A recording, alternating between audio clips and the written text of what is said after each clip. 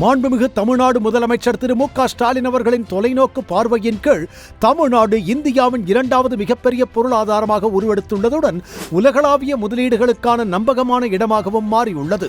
வேலை வாய்ப்புகள் மூலமே வளர்ச்சி என்ற நோக்குடன் தொழிலாளர் நலன் மற்றும் திறன் மேம்பாட்டுத்துறையின் கீழ் இயங்கும் வேலைவாய்ப்பு மற்றும் பயிற்சித்துறை தனியார் துறை முகாம்களை நடத்தி வருகிறது. தமிழ்நாட்டில் 2021 முதல் இதுவரை 379 மாபெரும் தனியார் துறை வேலைவாய்ப்பு முகாம்கள் உட்பட 2437 தனியார் துறை வேலைவாய்ப்பு முகாம்கள் நடத்தப்பட்டுள்ளன.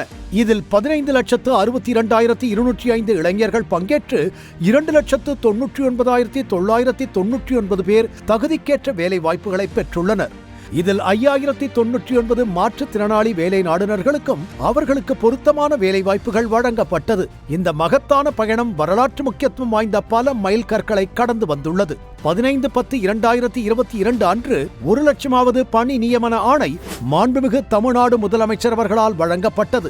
இதன் முத்தாய்ப்பாய் மாண்புமிகு தமிழ்நாடு முதலமைச்சர் அவர்கள் 3,00,000வது பணி நியமன ஆணையை இன்று வழங்கி பெருமைப்படுத்துகிறார்கள். தொடர்ச்சியான செயல்பாடுகள் மூலம் நிலையான வேலை வாய்ப்புகளை உறுதி செய்து நம் தமிழ்நாட்டின் பொருளாதார வளர்ச்சியை வலுப்படுத்தி மாண்புமிகு முதலமைச்சரின் தொலைநோக்கு இலக்கான $1 டிரில்லியன் பொருளாதாரத்தை நம்பிக்கையுடனும் பெருமையுடனும் அடைவதை உறுதி செய்கிறது.